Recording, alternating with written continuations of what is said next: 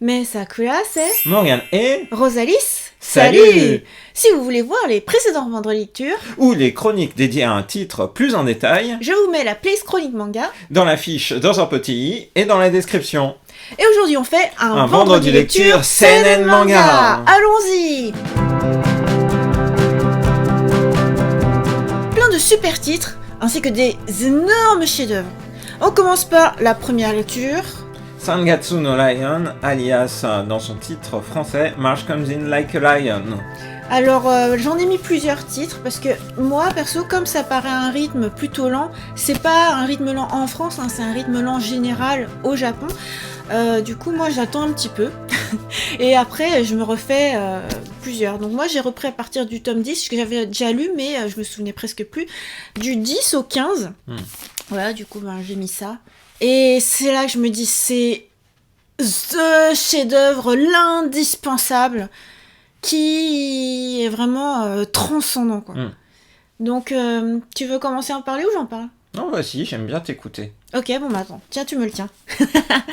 Donc, pour rappel, le prétexte du début de l'histoire, c'est un jeune adolescent lycéen qui est déjà professionnel de shogi à Tokyo et qui a eu une enfance assez particulière et il essaye de se démêler de tous ces démons et de percer aussi dans le monde du shogi. Parallèlement à ça, il côtoie une famille très lumineuse pourtant qui est assez pauvre et qui vit de pâtisseries japonaises traditionnelles dans le quartier de Sangatsu. En fait, ils sont voisins mais il faut traverser le pont, il faut traverser la rivière Sumida.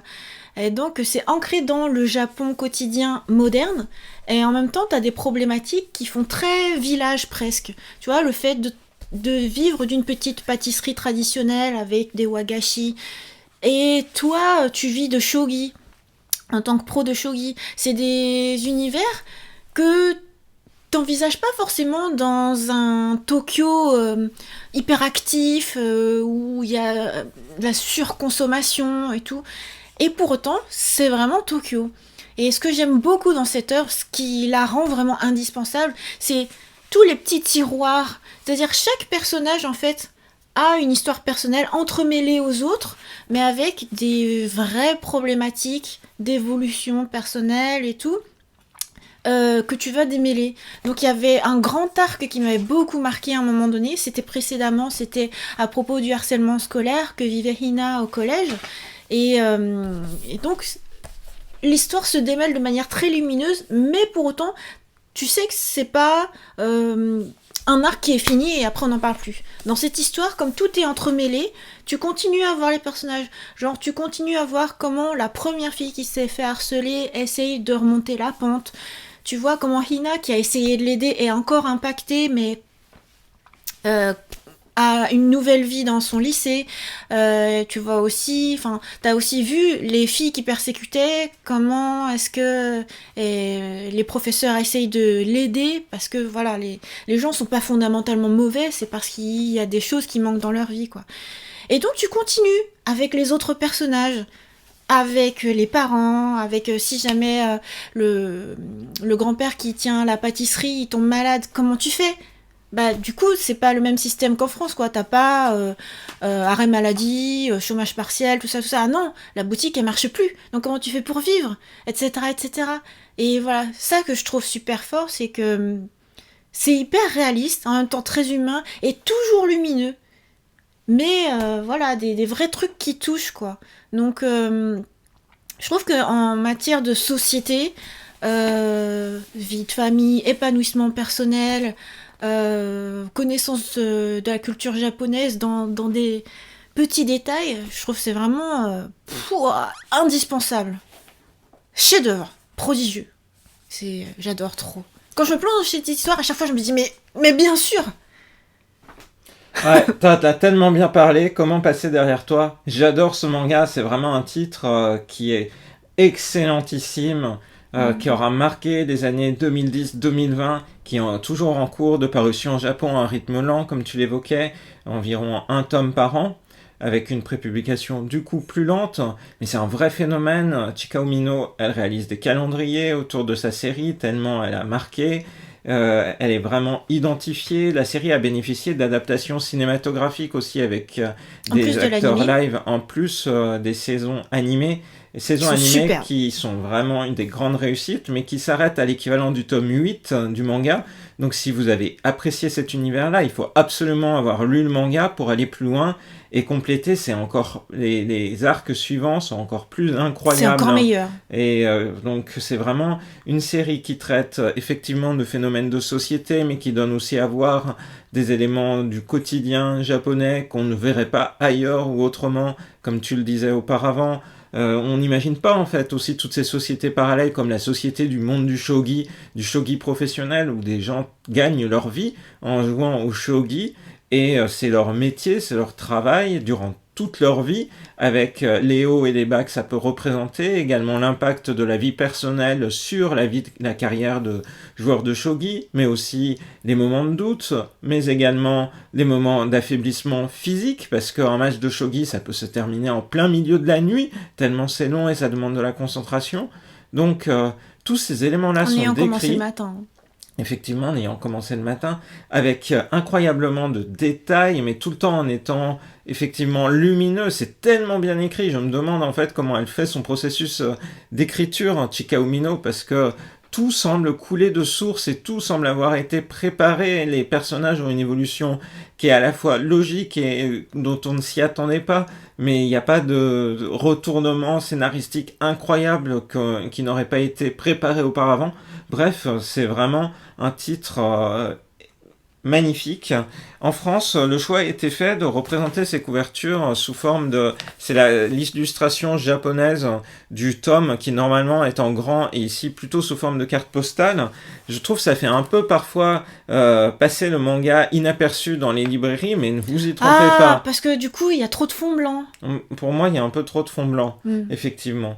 Par rapport à la qualité du dessin original qui est un peu petit, mais voilà, ne vous y trompez pas, c'est juste une œuvre voilà, qu'il faut lire parce que voilà, quotidien japonais, humour, dépassement à la fois de soi, de conditions, de plein de choses, un titre vraiment lumineux qui montre qu'on peut être dans des grosses difficultés, mais malgré tout, eh bien, aller de l'avant et faire en sorte, eh bien, de positiver les choses et aussi rayonner sur les autres. C'est vraiment un titre fantastique. Moi, ce que j'ai trouvé vraiment bien là précédemment dans cet homme, c'est l'arc, enfin moi je dirais plutôt le tiroir sur le père des trois filles, qui du coup tu te rends compte de comment est-ce qu'elle a traité, enfin comment l'auteur en tout cas traite les parents toxiques. Mais en même temps, le fait que ces filles essayent de surmonter ça, tu vois, tu vas pas faire du tout blanc ou tout noir. Enfin, comment dire, elle va quand même aborder le fait pourquoi est-ce que le père est ainsi, pourquoi est-ce que il voit les choses d'une manière qui l'arrange. Voilà, t'as une explication derrière chaque. T'as pas juste un grand méchant et patatras, il faut qu'on le kill et voilà.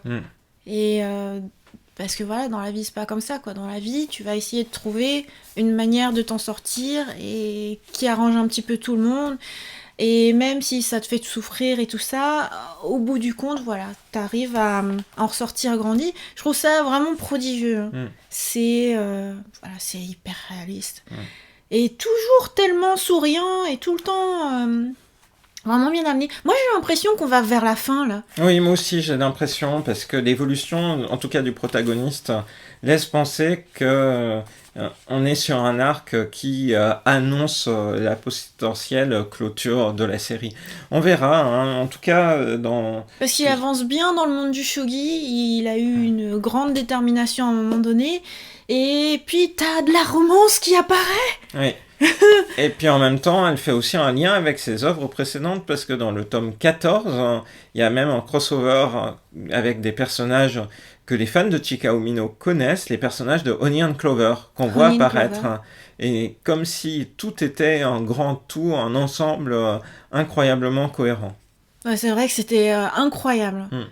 Et c'était très agréable. Oui. Tu vois, autant tu abordes des thèmes qui peuvent être un peu noirs, un peu lourds et tout ça, mais t'as des bulles d'oxygène. Des fois, t'as des bulles d'oxygène de recettes de cuisine, de recettes de wagashi, ou alors de délire total culinaire. Et puis, bah, t'as la bulle crossover Onion Clover qui est vraiment jouissive. C'est vraiment... Franchement, il n'y a aucun défaut à ce manga.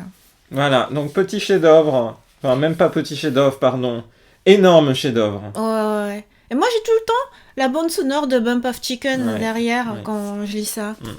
Ça fait partie de l'entremêlement de la création. Et d'ailleurs, il y a un chapitre Fighter, je crois que c'est dans un de ces tomes-là. Qui, en fait, ils se sont inspirés mutuellement. Je trouve ça génial, quoi, quand la création dessinée et la création musicale s'inspirent mutuellement. Dans Bump of Chicken, ils ont fait les openings pour l'animé. Ça a beaucoup inspiré Chika Umino, qui du coup en a fait aussi un chapitre à partir des paroles de la chanson. Et je trouve ça trop beau, quoi. Du coup, c'est vraiment, tout est conjoint. C'est génial. Ouais. Franchement, c'est génial. Voilà. Bah, si vous voulez, faites comme moi, vous reprenez à partir du tome 10 et vous lisez au tome 15. Et là, vous êtes vraiment plongé dans l'univers. C'est génial. Voilà, bon, bah, on en a beaucoup parlé, dis donc. Deuxième lecture. Le tome 2 d'un titre dont on avait adoré le tome 1 et dont on vous avait parlé dans un précédent vendredi lecture. Dans les pas de Nietzsche, tome 2 sur 3. J'avais oublié de dire, tu sais, t'as l'édition française, du coup, qui est chez Kana, collection Big Kana, du coup, puisque c'est CNN. Au Japon, ça paraît chez Hakusensha, prépublié dans le Young Animal. C'est toujours un petit peu l'ovni, on ne sait pas pourquoi, dans le Young Animal, mais voilà. Et donc, pour Nietzsche, c'est chez Shogakukan et prépublié chez Mobaman. Voilà. En numérique, donc.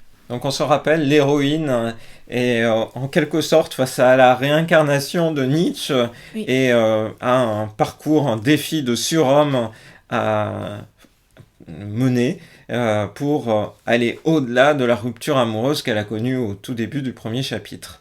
Et pour cela, en fait, Nietzsche va la guider aussi vers des concepts philosophiques dont elle n'était pas familière. Et en même temps qu'il la guide ainsi, on voit apparaître plein d'autres philosophes. Oui, dans ce tome-là, il y a Schopenhauer qui apparaît, et aussi Sartre, qu'on retrouvera du coup dans le prochain tome qui sera le dernier. Voilà, donc c'est à cheval. Et j'ai mis des petits post-it. C'est rare que ce soit moi qui mette des post-it. D'habitude, c'est Morgane qui, tu sais, il regarde, il vous montre des pages et tout. Et moi, là, en fait, c'est plus des post-it de citations que je trouve vraiment hyper fortes. Je vous lis. Affirmer haut et fort que tu agis de telle façon parce que tu le voulais. C'est la seule façon d'aimer profondément son destin. Voilà. Alors bien sûr, il y a tout un chapitre et une histoire qui vient appuyer le propos et qui vient t'amener justement à penser ça. Je trouve que c'est ça qui est beau. C'est que du coup, la philosophie qui a des centaines d'années, et des petites problématiques de lycéennes du quotidien viennent abonder dans ce sens. Alors ce n'est pas la seule citation. Donc celle-ci c'est de Nietzsche, là c'est Schopenhauer. Je trouve que c'est trop beau ça, ce passage-là. Alors, je vais pas tout vous lire, hein, parce qu'en vrai j'aimerais tout vous lire. Mais voici. Un mendiant bien portant est plus heureux qu'un roi malade. Au lieu de vivre en courant après l'approbation des autres, il est plus efficace de prendre soin de son esprit et de soigner ses sens. Voilà, parce que de cette façon, la pauvreté intérieure finit par amener aussi la pauvreté extérieure. Un luxe inadapté peut nous consumer. Donc voilà, ça c'est toute la relativité, le fait que ce soit subjectif. Le bonheur est subjectif. C'est hyper génial. Et justement, c'est tellement génial que du coup, après, t'as des personnages du monde moderne qui réagissent un peu comme moi. À un moment donné, alors il y a une qui dit « C'est génial la philosophie !» Je trouve ce manga t'amène à penser ça exactement, quoi. Et je trouve l'adaptation, elle est vraiment trop cool. Une autre citation, ça c'est ce qu'on pourrait penser, par exemple, sur le narcissisme. Donc, t'as l'héroïne qui dit « Ceux qui ont confiance en eux sans se soucier de la vie de leurs semblables sont très narcissiques, non ?» Avec une petite goutte pour faire « Oh, c'est un petit peu la pensée commune. » Schopenhauer fait « Alors, si on en a envie ?» Et elle « Ah, c'est autorisé ! Ce genre de réflexion prouve déjà que tu fais trop attention au regard des autres. Si tu es fier de tes efforts, pourquoi aurais-tu besoin de leur avis? Mais oui, t'as trop raison, Schopenhauer. Voilà, j'ai trop hâte de voir la suite sur Sartre, parce que du coup, c'est la fin du tome. On a hâte de savoir, à propos de l'existentialisme, comment ça va être traité. Je trouve ce manga vraiment trop génial. Peut-être presque trop rapide, trop court. Ouais, je pense aussi. C'est vraiment incroyable, ça mérite de relire les chapitres 2 fois, 3 fois. Oui. Non pas qu'ils soient complexes, mais pour totalement s'approprier les choses. Là où on aurait effectivement envie, comme tu le dis, que le manga soit plus long et donne l'occasion à chaque personnage de rester un peu plus longuement pour distiller les principes, les justifications, la pensée même qu'il développe. Mais c'est vraiment une très belle entrée en matière pour ce qui est de la philosophie. Les personnages sont attachants, c'est très bien dessiné. Hein. C'est tellement beau. C'est une adaptation d'un roman initialement au Japon, mais le choix au niveau de l'univers graphique a vraiment été très bien fait. Claire. On est face à quelque chose qui, déjà graphiquement, comme tu le dis, est superbe, qui alterne aussi des phases humoristiques et puis des dessins beaucoup plus détaillés à la fois sur les personnages ou sur les décors et l'environnement. C'est-à-dire on se retrouve vraiment dans Kyoto avec aussi un rendu photographique parfois, comme ici. Et on est avec les personnages dans leurs réflexions qu'on voit apparaître. On se demande comment, du coup, ce philosophe français va inciter l'héroïne à aller plus loin dans son propre parcours. En tout cas, il l'emmène dans des drôles de quartiers de Kyoto. Hein. Oui, c'est vrai. À la fin, on est dans un quartier un peu différent des quartiers du milieu de tome. On est plutôt dans les allées commerçantes. Donc, c'est vraiment une grande réussite pour moi. Je peux que le recommander. C'est une série courte. Donc, on sait ce vers quoi on va. Et en même temps, on s'enrichit incroyablement en lisant ce manga. Donc, pour moi, c'est vraiment aussi une preuve que le manga peut être un point d'entrée dans d'autres facettes culturelles de nos sociétés. Et je trouve ça vraiment très, très intéressant. Génial. La troisième lecture est un peu dans la même veine, si on peut dire. Donc là, on va présenter un titre qui paraît dans la collection Cours au savoir, donc l'essai sur le principe de population de Thomas Robert Malthus, qui est du coup ici un ouvrage unique, un entome qui vise à du coup présenter la pensée de Malthus et plus particulièrement ce principe de population. Voilà, donc ça c'est le cas en France. Au Japon, ça apparaît chez Kodansha dans les collections Manga Gakujutsu Bunko. C'est vraiment des ouvrages éducatifs. Et ça vise pas forcément les enfants, hein, c'est dans un rayon à part, c'est même pas rangé avec les mangas. Ça vise vraiment un public plutôt qui fait des études à l'université, voire qui a adulte, envie de s'enrichir, qui a envie de s'enrichir, tout à fait. Enfin, pas s'enrichir d'argent, mais s'enrichir la pensée. Ok. Donc, ce titre-là, franchement, ça m'a donné une claque. J'en ai fait des stories à ce moment-là, je fais « Oh, les claques !» Et c'est vraiment très fort. Ah, c'est moi qui ai mis les post-it, là, encore une fois. Oui, là, t'as mis les post-it. J'ai mis les post-it sur... Alors, la première partie, ça commence sur Malthus, qui, en fait, c'est marrant, il est représenté comme une souris. En fait, là, tous les personnages sont des petites souris. Et tu fais « Ah, c'est trop mignon !» dis donc, l'intérieur, c'est moins mignon. Hein. Donc, il te présente d'abord son principe. Comme ça, d'entrée de jeu, on sait quel est le principe laissé sur le principe de population. Donc, ce principe repose sur 2 prérequis. 1. La nourriture est indispensable à la vie humaine. 2. Le désir sexuel des hommes et des femmes ne varie pas avec le temps. Ok. Les êtres humains se reproduisent sans limite.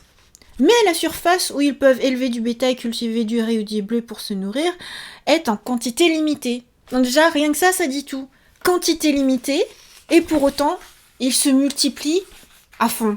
Donc au bout d'un moment, qu'est-ce qui va se passer? La famine. En plus de ça, ce n'est pas tout. Les 100 rats les plus forts s'emparent de la nourriture, sacrifiant les 332 autres individus. Et là, t'es... Clac, clac et clac. Et t'as des... personnages là qui sont plutôt généreux, qui veulent donner aux nécessiteux, partager un peu leur richesse, mais qui en écoutant ce principe sont c'est trop cruel, c'est abject, ça. Oui, mais donc professeur Malthus, c'est répugnant. Il continue de dire son propos. Pour rectifier ce déséquilibre, les lois de la nature ont créé le vice et la misère. Les vices humains sont sans limite. Quand il s'agit de nourriture, nous avons l'exploitation, l'extorsion, le meurtre, l'infanticide et enfin la guerre. Infanticide, oui, parce que dans certains pays civilisés, certaines familles évitent d'avoir des enfants pour échapper à la misère. C'est la logique quand il y a la famine. Donc bref, on en vient même à la Révolution française. Révolution française qui nous mène à laver le sang par le sang. Oh. Donc sur la théorie, en fait, tu te dis, mais c'est horrible.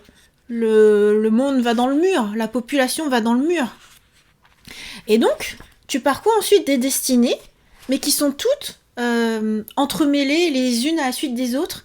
Et peu à peu, malgré ce principe qui a l'air de s'avérer dans l'histoire, il y a des sources d'espoir.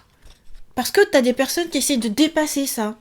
Genre, par exemple, dans un des vices, il peut y avoir des guerres, des pandémies. Pandémie, on est à fond dedans.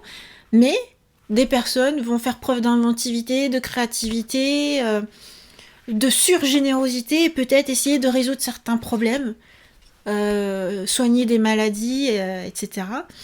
Et on en vient là, justement. Tout ce livre n'est pas là pour dire faut laisser mourir les gens ou faut ne pas aider les nécessiteux et tout, mais plutôt il faut faire preuve d'inventivité. Et j'adore comment ça se clôt en fait. Je préfère le dire parce que sinon tu te dis c'est un livre horrible. Je préfère dire voilà, ça se termine avec quelque chose de lumineux.